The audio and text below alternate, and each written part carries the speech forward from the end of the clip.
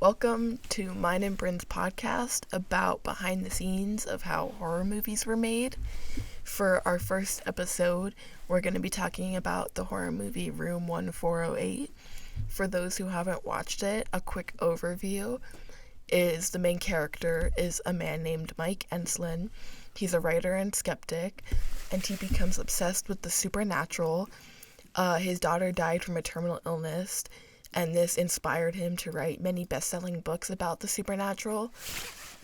At a book talk, Mike reveals that he doesn't believe in ghosts and monsters, which he's ashamed of. So in order to make an effort to be more connected to his book and really be able to relate to the stuff that he's writing, he goes to spend a night at a hotel. It's called the Dolphin Hotel, because he's heard rumors that one of the rooms, which is room 1408, that people can't stay in there for more than an hour because they either go insane or they try and commit suicide, or just a lot of creepy stuff happens. So he goes, and the hotel manager warns him about all the dangers and just really all the gruesome things that have happened. Mike doesn't believe him. He really doesn't. He's confident that just nothing of the sort, unknown entities, monsters, all that, they just don't exist. But he goes in and he's not nervous at all, and slowly creepy things start to happen with the TV, or the doorknob falls off pretty early in the movie, which basically is very scary because he can't get out. And slowly as the night progresses, more and more things happen, and he starts to lose his mind and go a little crazy. He even starts to have hallucinations of people who previously stayed in the room and how they tried to escape.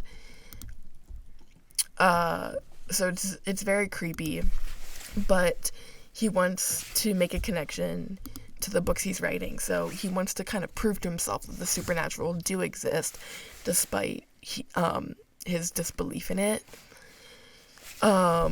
Some of the things they did to really put a sense of fear into the audience was kind of making a camera not move in scenes that reflect Mike's disappointment from not seeing the supernatural, or to give a sense of uneasiness. They would really shake it or make the camera at different angles to cause suspense.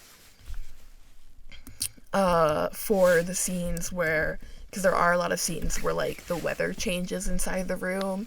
There's a scene where it gets really freezing cold, and everything's freezing up. His phone and his laptop, he can't call anyone, just because the weather's freezing.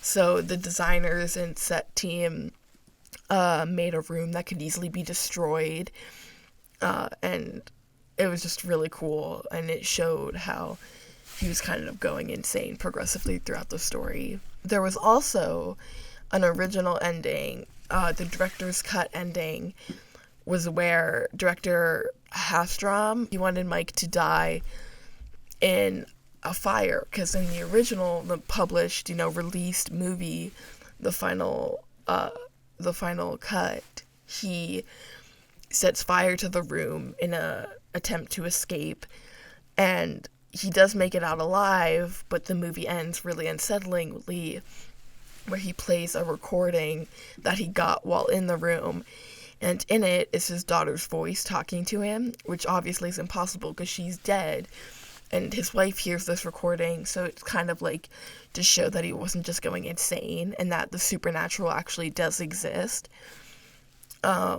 But the original idea was to have him die in the fire that he recorded, which is cool because it does kind of go into that regular horror movie trope where the main character doesn't make it out alive. But in the end, they didn't go with it. The publisher approached director Hastrom, and they decided with a new ending. But it's very cool, and there are some scenes too where they would place the camera in a car and drive away to show scenes of people walking away, or those longer shots. Very interesting. And that's about all. It's a very, very interesting movie. It's not too scary as in gore-wise. There's not a lot of gory, vulgar scenes. It's more about just like mental fear and mental horror, but very much recommend. And that is the end of episode 1. Thank you for listening.